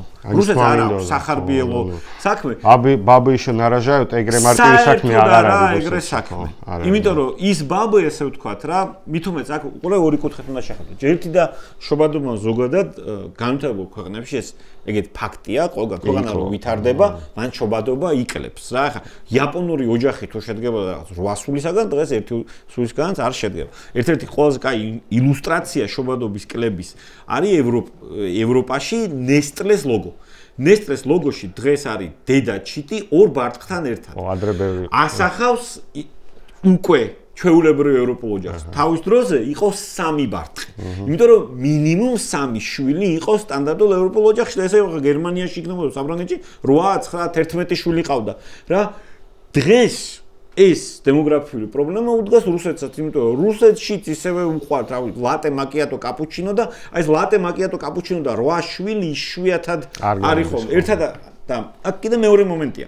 დემოგრაფიული ზრდა რუსეთში. ერთ-ერთი რეგიონები, რომელთაც აქვს დემოგრაფიული ზრდა, ეს არის ჩრდილოკავკასია. ან რეგიონები, მაგალითად ტატარსტანი და ბაშკირეთი, ან რეგიონები, სადაც არის უმრავლესობა მუსლიმანი. ხო? ან და ისევ და ისევ მიგრანტების პრობლემაც რაც აქვს, ანუ მათი მიგრაცია უმეტესად შედგება შუა აზიის ქვეყნებიდან და აქ ასევე აქვს მონელების პრობლემა. მოდი ესე ვთქვა, ურაზა ბაირამის ვიდეოები ნანახი გექნება მოსკოვში, რომ იკეტება აბსოლუტურად ყველაფერი რა, ანუ ეგ პრობლემაც აქვს რეალურად რა, დემოგრაფიული პრობლემა. ამდენად ჯაიწყეთ საიდან უნდა შობონ და პლუს საქართველოში ეს სამწუხაროდ ძალიან ბევრი ადამიანს ატყუებენ, რომ თურმე რუსეთი ან დიდი მართლმადიდებლური ქვეყანა რაც ასევე არ არის ესე და თურმე დემოგრაფიული პრობლემები არ აქვს და აი მან და თავ პირველ ნაწილზე მე ვიტყვი და ეგ რო არ დამავიწყდეს იმისთვის რომ რუსეთში მართლმადიდებლების რიცხვი გაეზარდათ ბოლო სტატისტიკურ მონაცემებში, ანუ ეს ბოლოში კი არა, ბოლო წლების მანძილზე ადამიანები, რომლებიც პოზიციონირდებოდნენ ათეისტებად, მიაწერეს მართლმადიდებელ იმას რა, ეკლესიას. ანუ ტიპები, რომლებიც საბჭოთა პერიოდში ყველანი ათეისტები იყვნენ, მერე დროთა განმავლობაში გამოვიდა და რუსეთის მოსახლეობის ნახევარზე მეტი დააფიქსირეს, რომ არის მართლმადიდებელი კიდე, მაგრამ სინამდვილეში არ არის. კულტურალათაც კი არ არის. ჩაწერეს ეთნიკურად რუსები მიუხედავად ათეიზმის და ჩაწერეს. სტატისტიკას როგორ ითვლიან, ეგენი მართლმადიდებელია თუ არა რა, ანუ რეალურად ეკლესიურებს და ეკლესიაში რამდენჯერ შედიხარ მაგას არ თვლიან. და ეს ეგრეთ წოდებული ვაცილკავლიონნი, რომლებიც ეკლესიურები არიან, ეკლესიაში დადიან ერთხელ მაინც წელიწად განმავლობაში წირვაზე რომ მიან, ეგენი არიან 3-4%. ძალიან მცირე ისა. განსხვავებით იგივე ევროპისაგან, სადაც ახლა პოლონეთში და იტალიაში არა 50%-ზე მეტია მოსახლეობის. ხო, თან მანდის გასათვალისწინებელია, რომ ეს კი არ ეხა რუსული მართლმადიდებლური ეკლესია, მოსკოვის საპატრიარქო გავლენიანიც არის ფინანსურადაც ძლიერი, ეხა სხვა რელიგიური ინსტიტუციებთან შედარებით რუსეთში, მაგრამ რუსებს ტრადიციული მიდრეკილება კიდე რაც არსად არ წასულა, რაღაც სექტანტური მიმართულებები აქვს კიდე ბევრი, რომელიც საერთოდ არ მოწონს მოსკოვის საპატრიარქოს და საერთოდ არ არიან ამ ეკლესიის წიაღში, ასე ვთქვათ რა, და ეგეთი რაღაცა, ასე ვთქვათ, განშტოებები ქრისტიანული კიდევ საკმაოდ ბევრია რუსეთში დღეისთვის. არ ვიცი ხა რიცხვებში ეს ზუსტად როგორ არის, მაგრამ ანუ ეს შიდა პრობლემაზე ეს მაგ თვალსაზრისითაც ჩანს, რომ ანუ არ არის რა ეგრე მართლა არ არის რუსეთი, ასე ვთქვათ, მართლმადიდებლური სახელმწიფო არც ერთი კრიტერიუმით არ არის. და მართლმადიდებლობის ინკუბატორი რა, ანუ პირიქით მართლმადიდებლობის რისკი ლოგიკურად შემცირდება. და მეორე ხა რაც შეეხება მაგ პროპაგანდას რა, რომ სამ დღეში აიღებდნენ რაღაც მაგისი წმენდა და მაგაზე სხვათა შორის ახლა ჩემი ნათქვამი არ არის ეს ბევრმა დაწერა და ბევრმა ექსპერტმა ანიშნა რომ რაც პუტინმა დამართა რუსული არმიის რეპუტაციას მსოფლიოში ეგ იყო ოცნება ნებისმიერი რუსეთის მტრის რა იმიტომ რომ მართლა ჯეროდა ყველას რომ ეს იყო მეორე არმია მსოფლიოში და მაქედან მოდიოდა ის სადაზვერვო მონაცემებიც რომ შეუძლიათ რუსებს სამ დღეში თუ ორ დღეში კიევი აიღონ და მე ამას მოყვა ის ცნობილი ხუმრობები რომ მეორე არმია მსოფლიოში გახდა მეორე არმია უკრაინაში და სულ ბოლოს გახდა მეორე არმია რუსეთში ამ კურსკის ოპერაციის მერე ამიტომ და ხო პრიგოჟინის რეიდის დროსაც გაჩნდა პირველად ეგ ხუმრობა რომ მეორე არმია რუსეთში არმია რუსეთში პირველ პრიგოჟინს ხო და მერე უკვე სხვა პრიგოჟინის სამხედრო გზით არ შეუჩერებიათ მოდი სერპუხოვთან გაჩერდა ან გაჩერდა გახსოვს ის რომ მოსკოვში ასე ნაგვის მანქანებით ჰქონდა გადაკეტილი და იმით ხო რაღაცა ტულას პრიგოჟინმა და გერმანელებმა პრაქტიკულად ერთ და იგივე რაღაცა გააკეთეს ტულასთან დაიხიეს უკან ძალიან ახლოს იყო და ამ დემოგრაფიას კიდე რაც შეეხება, ხო, ანუ არის ის რომ რაღაც ამ middle class-ში რომელიც არ არის ხა რუსეთში საშუალო კლასი მაინც და მაინც განვითარებული და დიდი რიცხვით არ გამოჩნდა, მაგრამ იქ მართლა ეგრეა რომ ხა არავინ არა ჩენს მართლა ხა ორ შვილზე მეტს იშვიათ შემთხვევაში და სხვაგან კიდე ეგ პრობლემები რაც ტრადიციულად რუსეთს ჰქონდა და რუსულ ეთნოსს ჰქონდა განსაკუთრებით ხო ეგ და საბჭოთა პერიოდშიც დადიოდა ამაზე ზოგი სიმართლე იყო ზოგი მითი იყო ზოგი ასე ზოგი ისე ეგ ჩანს ახლა ნებისმიერ სტატისტიკაში რა ალკოჰოლიზმის პრობლემები იქნება იქ თუ რაღაც ნარკომანიის პრობლემები იქნება სხვადასხვა დაავადებების მიმართ მიდრეკილებები ეგეც ხო ამას თავისთავად ამცირებს ახლა რა ის და ის რუსი ქალები რო გააჩენენ ახალბავშვებს რომც არ იყოს ეს ყველაფერი ერთად ეს ფაქტორები რო არ არსებობდეს რა ახლა რამდენი წლისას გაუშვებენ იმ ფრონტზე ბავშვთა ჯვაროსნულ ლაშქრობას ხო არ მოაწყობენ არა ან ჭკუა არ დაუშვეს პუტინს მაგრამ ხო მაგრამ ნუ შედეგი რა იქნება მაშინ მაგის ამიტომ ეგ ოპტიმიზმი რუსული მხრიდან ოპტიმიზმი რომ ესეთი რაღაც შესაძლებელია მე მგონია რომ შეუძლებელი ანუ არა აქვს რუსეთს იმხელა დემოგრაფიული ანუ კი ესე რიცხვებში თუ შეხედა უკრაინის მოსახლეობა არის სადღაც 45-მდე თუ არ მეშლება 45 მილიონამდე და რუსეთის ბოლო სტატისტიკური აღწერით იყო სადღაც 151 მილიონი მგონი მაგრამ ყველა თანხდება ვინც ამ საკითხს უდგება ცოტა კრიტიკულად და იკვლევს ამ რუსეთში ამ სტატისტიკის მუშაობის სპეციფიკას რომ ამ რიცხვს არაფერი არ აქვს საერთო სინამდვილესთან არაფერი ანუ გაცილებით ნაკლებია რუსეთის მოსახლეობა ვიდრე ჩანს ეს ქაღალდზე ეგ ერთი მეორე ამბავი არის ის რომ ანუ აქედან რამდენია ბრძოლის უნარიანი შესაბამის ასაკში და გაწევა შეგიძლია ისე რომ შენ ეკონომიკას კიდე არ დააწესებინოთ. ხო, ეგ მე ბოლო ამბავიც ეგ არის რომ კაი ყველა ბრძოლის უნარიანი სრულწლოვანი მამაკაცის გაწევა შეუძლია რუსულ ეკონომიკას, გაწვრთნა შეუძლია ამათი პირდაპირ შეიარაღება შეუძლია კიდე. ეგ მომენტიც შეიარაღება გაწვრთნა, ლოგისტიკა ჯორებზე გადავიდა. ათობით ვიდეოა ზურა, ათობით, ასობით ფრონტიდან, სადაც რუსი ჯარისკაცები პროტესტის ნიშნად აღარ ჭამენ საჭმელს. იმიტომ რომ ამბობენ რომ ღორები არა ვართ და ნორმალური საჭმელი მაინც გვაჭამეთ ერთხელ მაინც დღეში რა. რომ არის რაღაცა წყალ-წყალა, რაღაც კარტოფილიანი წყალი, შივრები იბრძვიან პრაქტიკულად. ყველაზე ვერ ვიტყვი, ალბათ არის რაღაცა ელიტური დანაყოფების, რომელსაც უკეთეს კვება აქვს, მაგრამ აი ეს ხალხი რა, ვინც აი ესე გაწვეული ხალხი, ვინც წარმოადგენენ ჩვეულებრივ პეხოტას, მაგ დღეში არიან. ისევე როგორც დარწმუნებული ვარ, არც იმათ არ, კაი, მოსკოვის მერიის თანამშრომლები უფრო მაღალ ანაზღაურებასო დახარბდნენ და ფრონტზე გაიხსნენ, არც იმათ ყვებავენ განსაკუთრებით კარგად. ამიტომ არ არის ხა სადაც ჩრდილოეთ კორეელი ჯარისკაცი დაჭირდა რუსეთს იმისთვის, რომ დაებალანსებინა დანაკარგი და კურსკში აქტიურად გამოიყენეს, ხო ისინი? ეხა იქ რაღაცა დემოგრაფიულ ძლევამოსილებაზე საუბარი უკვე სასაცილოა რა. როცა გამოიყენეს არც ისე რაღაცა მაღალი კვალიფიკაციის ცოცხალი სამხედრო ძალა, უბრალოდ რაღაცა რიცხოვნების გასაზრდელად. ამიტომ მე მაგნაწილში ხო, მაინც და მაინც არ მეშინია მაგისი, იმიტომ რომ არ არის საბედნიეროდ რუსეთში მაგისი შესაძლებლობები, ყველა ეს ფაქტორი რომ დაჯდეს რუსეთის სასარგებლოდ, უბრალოდ წარმოუდგენელი ამბავია. სამწუხაროდ უკრაინასაც ყოველს აკლდა ორი რესურსი. ეს არის ადამიანური რესურსი, იმიტომ რომ მაინც არის ხა ობიექტური სიმცირეა ადამიანური რესურსის და მეორე, აი, არასოდეს დროზე არ აძლევდნენ იმდენ შეერაღებას, რამდენიც უნდა მიეცათ. იმედია ეხლა აი ეს ბალანსი რაღაცნაირად დაემთხვევა და უკრაინა მიიღებს მინიმუმ იმდენ შეერაღებას, რომ რუსული ეს შეტევა, რაც ზაფხულის განმავლობაში ყველა ელის დიდს ვერაფერს ვერ მიაღწევს. მეორე მხრივ ფრონტზე წინსვლის ტემპებიც ისეთი არაფერი არა, ანუ დიდი პრობლემა მანდ რა არის რუსებისთვის, რომ გარღვევას ვერ აღწევენ, ანუ გარღვევა მექანიზირებული გარღვევები რო იყო და გუდერიანის ტანკები რო სადღაც გაიჭრებოდნენ და მილიონი ჯარისკაცი რო აღმოჩნდებოდა მე მოჭრილი და ტყვეობაში, ეგ ამ ომში შესაძლებელი იყო ალბათ დასაწყისში. გოსტომელის დესანტი რო გაიხსენო, ეგ იყო ძალიან შთამბეჭდავი იყო ეს. სხვათა შორის რეალურად ვიდეო კადრები შთამბეჭდავი იყო და გამეორება უნდათ ჩეხეთის, პრაღის ოპერაციის გამეორება უნდათ, მაგრამ პირველი ვერტფრენები როდესაც დაამიწეს და პირველი დესანტი რო იქნა წარუმატებელი და მე უკვე ის ფსკოვის ვედევეს დანაყოფები რომლებიც გოსტომელში იყვნენ, ისინი უბრალოდ თავდაცვაზე იყვნენ გადასულები, ხო, ჩარჩნენ,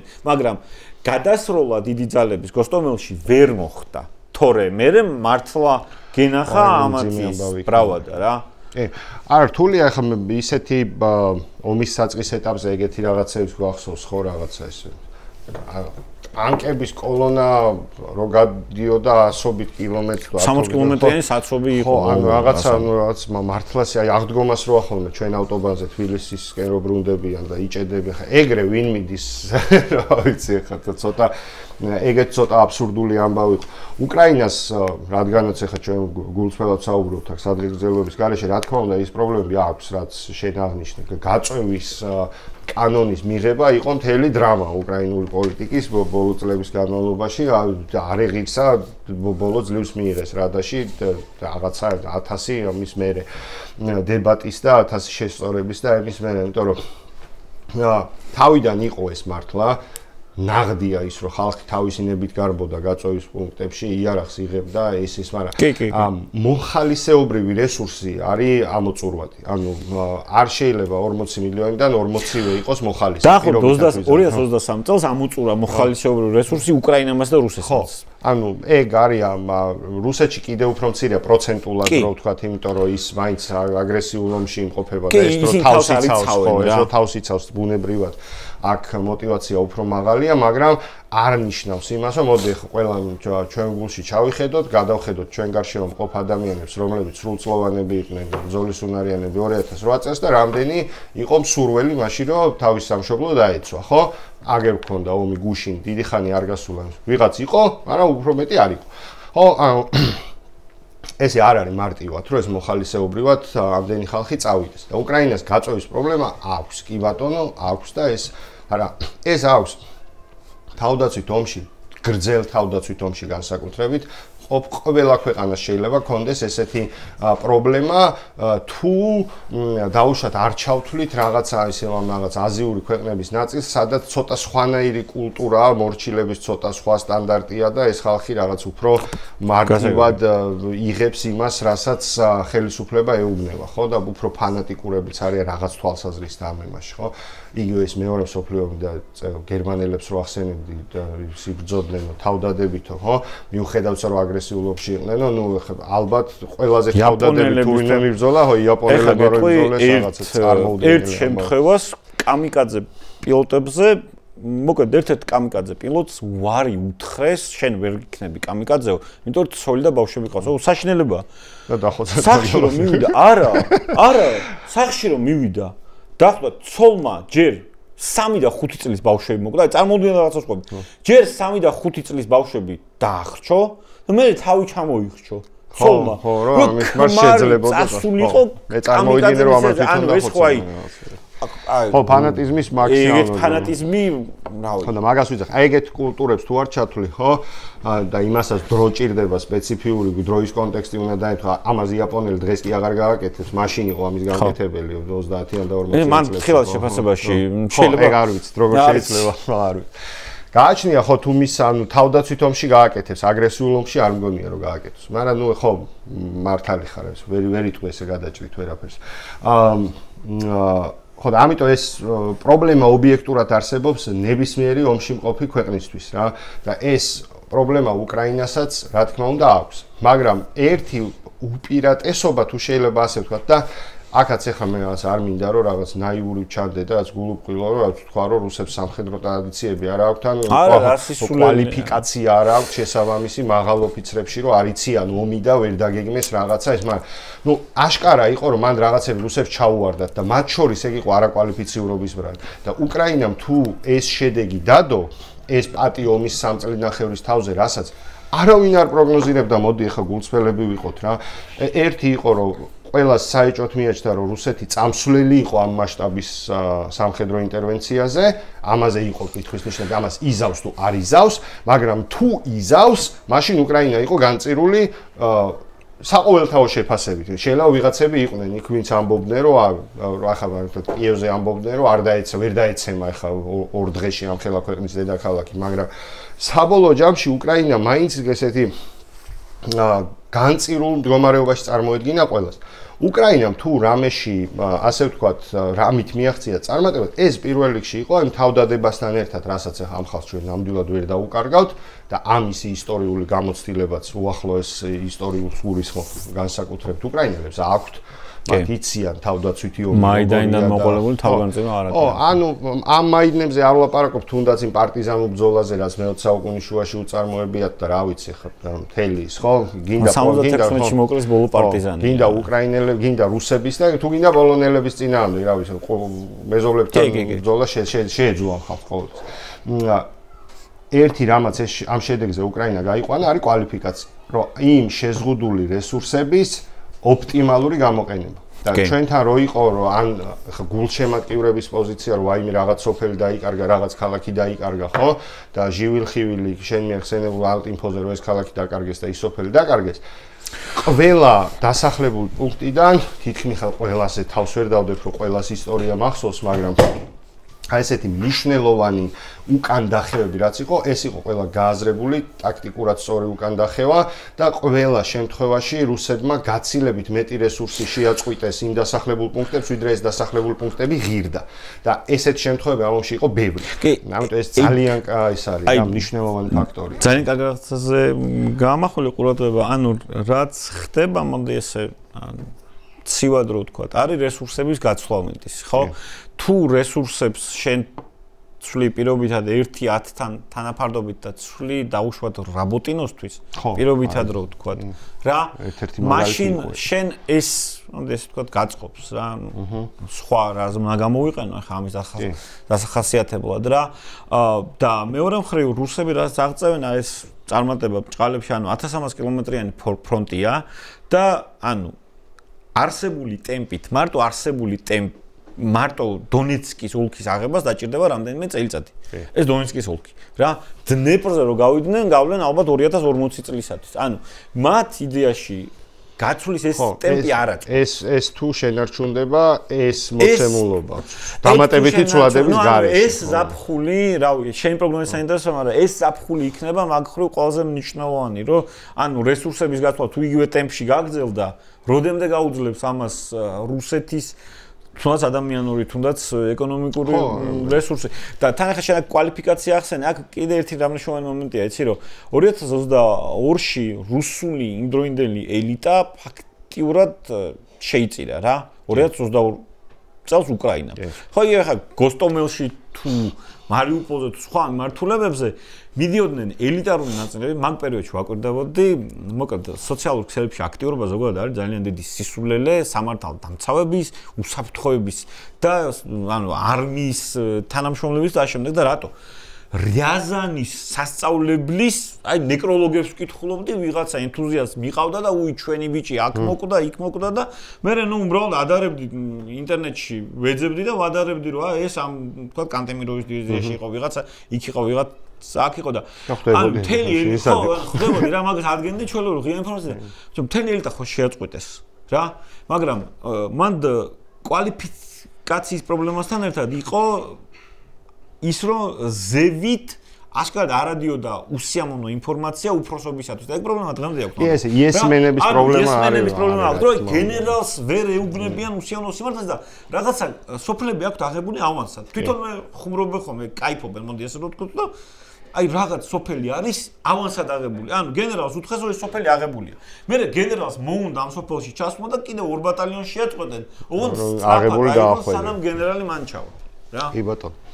კი, ხო ეგარი, ანუ მან ეგ პრობლემა სხვათა შორის მართლა კარგია რომ აღნიშნე, რომ როგორც პოლიტიკურ ისე სამხედრო ელიტაში და ამისი ყველაზე ნათელი ილუსტრაცია იყო თუ გახსოვს აი ჯერ კიდე სანამ საკუთარ ტერიტორიებად გამოაცხადებდა პუტინი რო დაზვერვის რო ეკითხება რომ ხო ნარიშკინს რო ეკითხება რომ თანახმახარ თუ არა რომ ეს ტერიტორიები ხო ხმარო რომ ნერვიულობს და რომ ამბობს რომ თანახმარო გახდეს რუსეთის ფედერაციის ნაწილი და უპირველესად რომ დამცინავით რომ მე მაგას არ გეკითხები მე გეკითხები დამოუკიდებლობა ვაღიაროთ თუ არა მათი და სრულწლიანდებებს რო ამეორებინებს უახლოესი წრის წარმომადგენელია მასეს ეშინია ხო რუსული დაზვერვის შეფია და ხმა უკანკალებს და ესეთ მდგომარეობაშია, ხო? ანუ რა შეიძლება ხდებოდეს?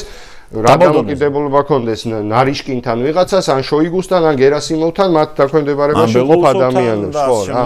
და ერთი ეგ იყო, რაც ყველა ეგეთი საზოგადოების, ანუ ტოტალიტარული მმართველობის პრობლემაა ეგ რა, ცნობილი ამბავია ეგ, რომ ვერ ეტყვი იმას, მეფეს რაც მას არ ისიამოვნება. ამათ უდგათ ეს კოცებს. კი, ეგ არის ამათი პრობლემაც, ერთ-ერთი პრობლემა. ხო, დიდო ბელადო.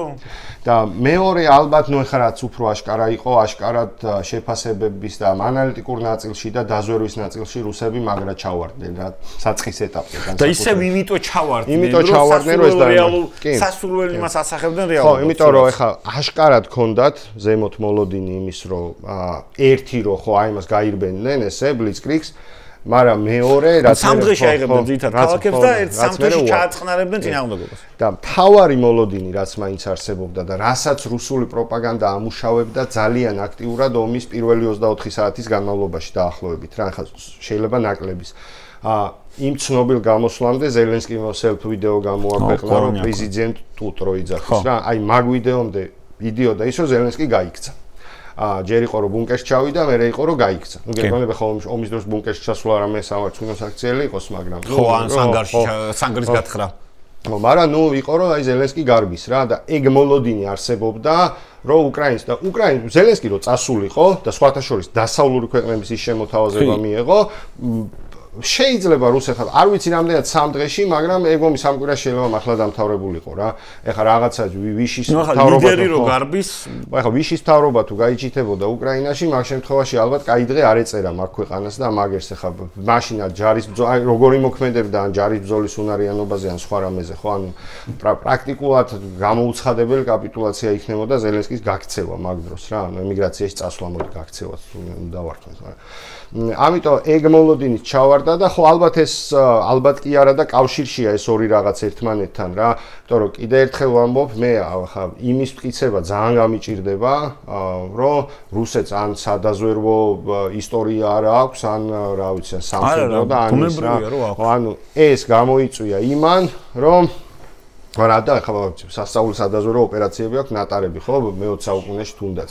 ამიტომ იმის თქმა, რომ ეს ვიღაცამ ვერ გათვალა, ალბათ უბრალოდ ვერ მიიტანა იქამდე, ვის გადაწყვეტილებას როცა იღებდა მეფე, მეფეს ჰქონდა მოლოდინი, რომ ეგრეთ წოდებული წითელი კრასნაია პაპაჩკა, ის გაიქცევიან ისინი და დათმობენ ყველაფერს და მე ჩვენ ვიფიქრებთ და მე მან არ გაჩერდებოდა. ეგ რო გამოსულიყო, ან ეს რუსების სასურველი სცენარი რო დამჯდარიყო, მაშინ უკრაინაზე არ გაჩერდებოდა ეგ აგრესია აბსოლუტურად დარწმუნებული. ბოლო პერიოდში ძალიან აქტიურად საუბრობენ იმაზე, რომ განზახული იყოს SSSR სცენარი, ოღონდ მართლა სათაურზე იკაიფებ Союз славянских суверенных республик. და ანუ გამოდის აბრევიატურა ეს ანუ იქნებოდა რაღაც გავსი გაერთიანება. სხვა შორის ვერც ბელარუსი და ლუკაშენკო შეინარჩუნებდა მაგ ავტონომიას ვერ შეინარჩუნებდა. თუნდაც ამ ავტონომიას, რაც მას ახლა საკმაოდ და საბოლოო ჯამში ჩვენ რო დავეხსნათ აი ამ რაღაც დენაციფიკაცია, დემილიტარიზაციას, ანუ სისრულეებს და ბოდვით აშლილობებს, რაც დღევანდელი რუსეთის ხელისუფლებას ამოძრავებს, როგორც ჩანს, ეს აი რუკებით რო გაგიჟებულები დარბიან და რაღაც ყალბ ისტორიას იგონებენ. თუ გახსოვს, პუტინმა ჩვენზე ელაპარაკა, რომ საქართველოს არ არსებობდა, თუნდაც ოსეთი არსებობდა რა, აი რაღაც სრული სისულელე შენს გიყვარს შემსავად ისტორია, ისტორიული მხრივ. მაგრამ მეორე მსოფლიო ომის შემდეგ რა დღის წესრიგით ჩამოყალიბდა, ანუ მან მოხდა შეთანხმება, რომ შეიძლება ტერიტორიის ურღვეობის და ტერიტორიული მთლიანობის პრინციპთან მოდიოდეს წინააღმდეგობაში ერთად თვითგამორკვევის პრინციპი, მაგრამ ეს არ ნიშნავს, რომ ერებს არ გქონდეთ უფლება რაღაც სახელმწიფოებრიობა მოითხოვონ და ასე შემდეგ, მაგრამ ისტორიული რაღაც სამართლიანობის აღდგენის მიზეზით ახალი ტერიტორიების შეძენა რაღაც ტაბუ დაედო ამ თემას. და ეგ არის ძალიან დიდი ესეთი პრობლემა, რომ ეს თუ კიდე ერთხელ წამოტივდა, ეს საკითხი თუ კიდე ერთხელ წამოიწევს რა, არც ერთ სახელმწიფოს კარგი დღე არ დაადგება. იმიტომ რომ პირობითად რო ავიღოთ, როდესაც ამ თემას ვეხები, მე სულ მომყავს უნგრეთის მაგალითი. რა, ანუ უნგრეთი, მაგიარ ორშაგი და მაგიარების სახელმწიფო, ანუ პირველი მსოფლიო ომის შემდეგ, როდესაც დაიშალა ავსტრო-უნგრეთი, ტრიანონის ზავით უნგრეთმა დაკარგა თავისი ისტორიული მიწები. ანუ ყველა დღევანდელ მეზობელს რუმინეთი, სლოვაკეთი, უკრაინა და ასე შემდეგ. ხო, ყველასთან უნგრელებს აქვთ ტერიტორიული პრეტენზიები, მაგრამ აქ არის მნიშვნელოვანი რა არის ისტორიული მიწები უნგრელების. უნგრელების ისტორიული მიწები ბუდაპეშტი და ბალატონის ტბა თუ ის საიდანაც ატილა წამოვიდა თავის დროს და კატალაუნის ვილთან ხო, ანუ ალთაია მათი ისტორიული მიწა. ეხლა რუსეთი რო ავიღოთ და ყირიმი. ქართულ პროპაგანდისტებშიც არის ეგეთი ის, რომ აბა რა, ყირიმი რუსეთის იყო. ყირიმი რუსების იყო 2 საუკუნე, ხო? ანუ იყო უკრაინის ხრუშჩოვის მერე, ხრუშჩოვამდე იყო რუსეთის, მაგრამ მხოლოდ 2 საუკუნე. მანამდე დაახლოებით 5 საუკუნე იყო ყირიმის სახანოში და თურქების იყო და მანამდე დაახლოებით 2000 წელი იყო ბერძნების და ეგრე ისტორიულს თუ მიყვები. მაშინავე გადასცენ საბერძნეთს და რაღაც ნაწილი რაღაც პერიოდი ხაზარების. ბოლო ფეოდოსია, ევპატორია და ასე შემდეგ მთელი გეოგრაფიული ტოპონიმიკა ბერძნული დანარჩენი ნაწილი არის თურქული. იგივე ბოსფორის სამეფო და რა. ხო, ანუ ეს ისტორიული სამართლიანობის აღდგენა, მასე რომის იმპერია გამოვა იტალია და აღადგენს ისტორიულ სამართლიანობას. სხვათა შორის მაგ იმაზე ისტორიულ სამართლიანობის არგუმენტი, რაც ახლა მართლა შეთანხმდა კაცობრიობა იმაზე, რომ ველურობა მაგ მოტივით კიდე ერთმანეთის ხოცვა და რაღაც, ხო? კი, ვერავინ ვერ იქნება კმაყოფილი, ვიღაც უკმაყოფილოს რო იქნება, არის ახლა რაღაც ქვეყნები შეიძლება და ახლა პოლონეთ შეიძლება მაგ გადანაწილებით და შეიძლება რა უნდა დარჩენილიყო კმაყოფილი, რაც შეხვდა, ხო? ვიღაცა ვერ დარჩებოდა ბოლომდე კმაყოფილი, ვიღაც რაღაცას პრობლემა იქნებოდა, მაგრამ შეთანხმება შედგა რა. რომ ჩვენ აღარ ისტორიული სამყარო არ არსებობს, ახლა საიდან უნდა აიღო, ან ჩვენ სამეზობლოში რო აიღო. სად იწყება ისტორიული სამყარო? საქართველოს მინდა სომხები ეტყვიან, რომ უფრო სამართლიანი ხდება ტიგრან მეორის ისა, ხო? დიდი სომხეთი. რომ ის უფრო ძველია ძმაო და მართლა ეგრეა, უფრო ძველი იყო, ხო? ბევრი საუკუნით უფრო ძველი წელთაღრიცხვის პირველი საუკუნე. ჩვენ დიაოხში წავალთ. დიაოხი პატარა იყო, უბრალოდ არ გვაწყობს. ხო, ეგ არ გვაწყობს.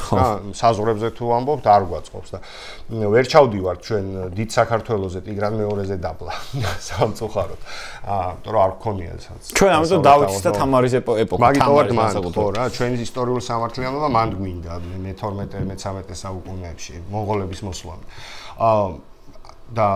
და მონღოლების მოსვლა თურქებს ვენასთან უნდათ რა ვენის ალყასთან და მონღოლების ისტორიული სამართლიანობა როგორია მაგის თქმა მინდოდა რომ გახსოვს აი რუსეთ პუტინმა რომ მაგაზე ლაპარაკი დაიწყო მონღოლის პრეზიდენტმა რომ გამოუდო დიდი მონღოლეთის რა მასე თუა ძმაო ჩვენს გვინდა ისტორიული სამართლიანობის აღდგენა მას ეხლა ვინ ანუ როგორ უნდა ვიცხოვროთ ამ სამყაროში ესეთ სამყაროში თანამედროვე სამყაროში მაგ მოტივაციით შეუძლებელი ამბავი მაშინ ქართველებმაც 4-ვე მეზობელთან უნდა ვიომოთ 4-ვესთან ჩვენი ისტორიული სამართლიანობა თან ონ ამას შორს წასვლა შენას და აგერა ნიკოფსია ტუაფსე სოჭი ხო იმირიტინსკაია დალინა დღემდე არსებობს ეს ტოპონიმი ხო და მაგას რუსებთანაც უნდა ვიომოთ, ანუ იმ ტერიტორიებისთვის, ოკუპირებულ ტერიტორიებში ოკუპირებული კი არა, ხო, იმას რა, საერთაშორისო და აღიარებულ საზღვრებში, რაც რუსეთში ხდება, სომხეთთან მოგვიწევს ბრძოლა ლორესთვის, ანუ ეს ყველას მოუწევს ბრძოლა ყველასთან. რა სიგიჟეა უბრალოდ, ხო, ანუ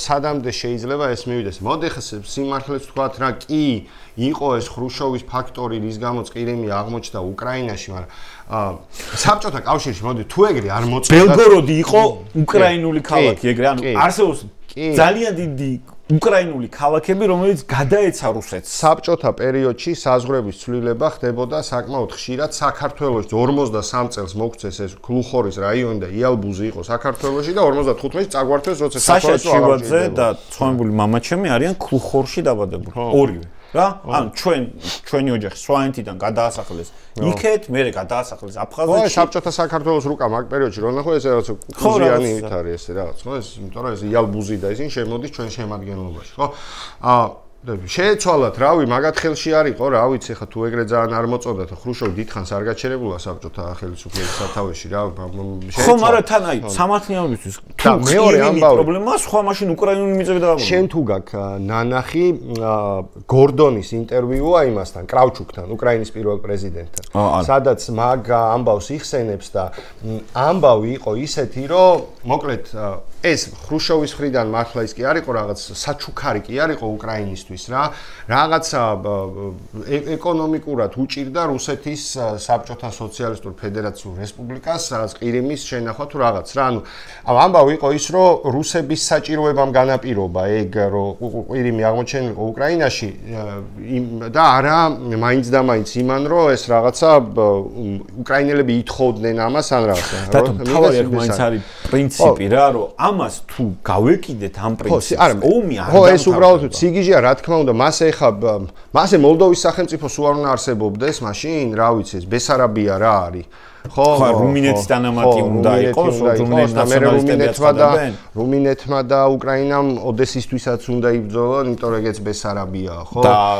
ფინეთი უნდა იყოს შვედეთის ნაწილი და ნორვეგიაც ხო რატომაც არა კი ბატონო ხო და ეგრე სად წავალთ ხო ანუ ძალიან ავსტრო-უნგრეთის იმპერია აღვადგინოთ და რა მთელი ეს ბალკანური სახელმწიფოები შეყვანთ ველურ ეს რაც თუ ვინმეს რაღაც კითხვის ნიშნები აქვს რადგან უკრაინის ომზე და ამ კონტექსტზე ვსაუბრობთ რომ აი ხო არ ჯობია რომ რაღაცის სანაცვლოდ მაინც რაღაცა დათმონ და ეს და ეს და ის ყველას ერთი რამე ალბათ კარგად უნდა კონდეს გაცნობიერებული რომ აი ეგეთი მასშტაბის ველურობა ისტორიული სამართლიანობის მოტივით ტერიტორიული პრეტენზიების გამოცხადება მეორე მსოფლიო ომის დასრულების შემდეგ, რაზეც შეთანხმდა მაშინდელი სამყარო და შეთანხმდა საბჭოთა კავშირიც მათ შორის, რომელსაც ეგ ძალიან აწყობდა და ჰელსინკის აღწეც ხელი მოაწერეს მაგიტო, რომ ძალიან აწყობდათ ეგ პრინციპები, რომელიც გულისხმობდა ურღვეობას და ასე შემდეგ და ასე შემდეგ. რაღაცებში ეგ გაცვალეს დაჟე თავის დროზე, ხო? 75 წელს. ამიტომ მოდი რა ეხა ეგეც გავითვალისწინოთ რა და მეორე ამბავი არის რომ ეგეთივე მოტივით და ეგეთი ნახევრად სიმართლე და ბოლომდე გაყალბებული ისტორიული არგუმენტებით აგერ მოგადგა შენ შედალოცვილო რა ამ ქვეყნის საზღვრებში შემოვიდა და კიდე უფრო ღრმადაც შემოვა შენ თუ მის სასარგებლო იდიოტად მოევლინები რა და შენ თუ უკრაინაში გაამართლებ იმას რაც არ გინდა რომ შენ დაგემართოს რა მე სულ ეგრე მქონია ხოლმე რა რაღაც ესეთ კამათი ხანდახან ჩემ იმ ადამიანებთან ვის ხელშიც გავიზარდე სოფლად თუ სადღაც ისე რა ზაფხულად რო ჩავდიოდი სადაც აი ამოდენ რომ აი დავშვა 2008 წლის ომზე რომ არ დაგვეწყო რა და ამდენი ხალხი არ დახოცილიყო და რაღაც და ანუ არ დაგვეწყო იმით რომ ანუ ჯერათ რომ თან ჩვენ დავიწყეთ და თუ ან არ წამოგებოდით პროვოკაციას და რაღაცა მერე რო უხსნი ამ ოკუპაციის იმას მერე მის მაგალითზე რო ეუნები რომ აი საჩხერე რო იყოს ახლა ისე როგორც ცხინვალია ხო ეგ უკვე მერე აღარ მოწონთ რა თუ როცა რაღაცა მინიმალურად მაინც აღმოჩნდებიან ხოლმე აი იმ ტყავში რაშიც არიან ადამიანები გალში მაგალითად სადაც ამ კატასტროფის ქვეშ ცხოვრობენ ამდენი ხანია ხო ამიტომ ეგ განწირული ამბავი ახლა შეუძლებელი მგონია რომ ვიღაცა მაგაში პუტინს აყვეს და მასე დაიწყონ მსოფლიოს სხვადასხვა ქვეყნებმა ტერიტორიების გადანაწილება მაშინ გამოდის რომ ამ პლანეტაზე აღარ დარჩება აღარაფერი რა თუ იურიდიულად ორი ერი არ დარჩება თუ იურიდიულად დაფიქსირდა და დავპირობითად ყირიმის აღიარება და შემდეგ მაშინ ეს იმდენად მომხიბლავი პრეცედენტი იქნება არა მე ეგ იქნება პანდორას ყუთიც აღარ ქვია მაგას რაც გაიხსნება პირობითად ეხლა რო ავიღოთ ეგეც სამწუხაროდ ჩვენი პრობლემა ჩვენი საზოგადოების კიდე ისაა რომ საერთაშორისო ურთიერთობები მართლა წუთიანი კლიპების ასკროლობით იციან და პირობითად ადამიანი რომელსაც ცხოვრებაში წიგნი არა უღია დღეს გევლინება ექსპერტად და იმაზე რომ რა ჩვენსავით ემუშაოს თქვა ამ თემებზე და ასე შემდეგ და პრეზიდენტის მრჩევლადაც სხვათა შორის. პრეზიდენტის მრჩევლადაც კი და ერთი რაც მაგალითად არიციან ჩინეთის პოზიცია. ჩინეთს დღემდე არ აქვს კურილის კონძულები აღიარებული რუსეთის ნაწილად. ანუ დიდი ქვეყნები ძალიან ფრთხილობენ მსგავსი პრეზიდენტების დაშვებაში, თორე ხაიშენვე იქვია, ხო თუ არ ვხვდები ვლადივოსტოკს რა, ანუ არის ისტორიული ჩინეთის ტერიტორია. მაგრამ ჩინეთი თავად ერიდება ამ თემის დაწყებას ერთი ტაივანზე აქვს. ხო, ნუ ტაივანი კიდე სხვანაირი ისტორიაა და ხო, გასაგებია, მაგრამ ზოგადად ანუ ეს ისეთი პანდორას ყუთია, რომელსაც თუ გახსნი, მე ნებისმიერ სხვა ქვეყანას გადაწყვეტს, რომ აი, ეხლა მე ეკონომიკაში შიგნით გამიჭირდა, მოდი ეხლა სადმე გარეთ გავალ რა. ეხლა ოცნება რასაც შვება, რა შიგნით რომ ტრებს ეძებს. როგორც კი ეკონომიკურად გაუჭირდება მსგავსი რეჟიმები, მე გარეთ ეძებენ ხოლმე მტერს და აუ მოდი რა, აი რაღაც ამას გარეთ არ დაიწყეს საქართველოს იმის თავი არა აქვს რომ რაღაცას ხო იმის თავი არა აქვს რომ გარე მტერი მონახონ არა ესეც ეს რაღაცა deep state-ები და ეს გლობალური ომის პარტიები ხო ეგ არის უბრალოდ აქ სამხედრო კომპონენტი აკლია ამას რომ არ შეუძლია მართლა ომი გამოუცხადოს იმას რაც არ არსებობს თან ეხა ამათმა გამოიგონეს ეს ტერი მაგრამ თეორიულად რომ დაუშვა რაღაცა ჰიპოთეტურ სახელმწიფოს ჩვენ მეზობლად შეიძლება დაესხას თავს ეს თუ საკმარისი სამხედრო ძალის მქონია და უნდა რომ და საკმარისად უჭირს შიგნით და საკმარისად უჭირს შიგნით და სხვათა შორის ეგეც საინტერესო ამბავია ეს ლევადა ცენტრი რომ გამოკითხვებს ატარებს ხოლმე და ადამიანების იმას რომ ზომავს პოლიტიკოსების რეიტინგებს რუსეთში პუტინის ესეთი რევანშისტური და ეს აგრესიული ქმედებები 2008-ში 14-ში და 2002-ში დაემთხვა მისი პერსონალური რეიტინგის ვარდნა. და ეგ ახლა ის არის რა, ანუ ეგრე მუშაობს რა, იმიტომ რომ ეგრე მოვიდა ხელისუფლებაში, ომით მოვიდა და ჩეჩენი ხალხის უბედურებით მოვიდა, ხო? და ამ ტრიუმფით დაიწყო კორპუსების აფეთქებით და ხო, და ნუ ბავშვების ჩახოცვით და მოსკოვში იქნებოდა ეს თუ ჩრდილოეთ კავკასიაში, ანუ ამ ბრუტალური ქმედებებით არის სავსე მისი პოლიტიკური კარიერის დასაწყისი, ხო? ანუ მე არ საუბრობ უფრო ღრმა წარსულზე, ანუ ის ხო პოლიტიკაში პრაქტიკულად არ ყოფილა, ხო ძალიან ცოტა ხანს იყო პრემიერ-მინისტრი, ცოტა ხანი FSB-ს შეფი. პირდაპირ დასვეს ამ სავარძელში, ხო და საიდან ჩეჩნეთის მეორე ომიდან იწყება მისი პოლიტიკური აღმასვლა და არ ესმის ალბათ სხვანაირად ან არ უნდა გაიგოს, არ ვიცი, მაგრამ ამაში ლოგიკა არის რა. ეგრე დაიწყო და სავარაუდოდ ეგრეც დაამთავრებს რა. ეგ იქნება მაგის დასასრული რომელიმე ომი. იმედი ვიქონიოთ, რომ ის ომი, რომელსაც მე და შენ განვიხილავთ. ხო, იმედი ვიქონიოთ, რომ საბოლოოდ დამარცხდება რა. კარგი, დათო, დიდი მადლობა სტუმრობისათვის პატივი იყო ჩემთვის, მადლობა თქვენ რომ მოვიწყდით. წარმატებები, თქვენ კი გიყურეთ და გვისმინეთ YouTube პლატფორმაზე, მისმინე.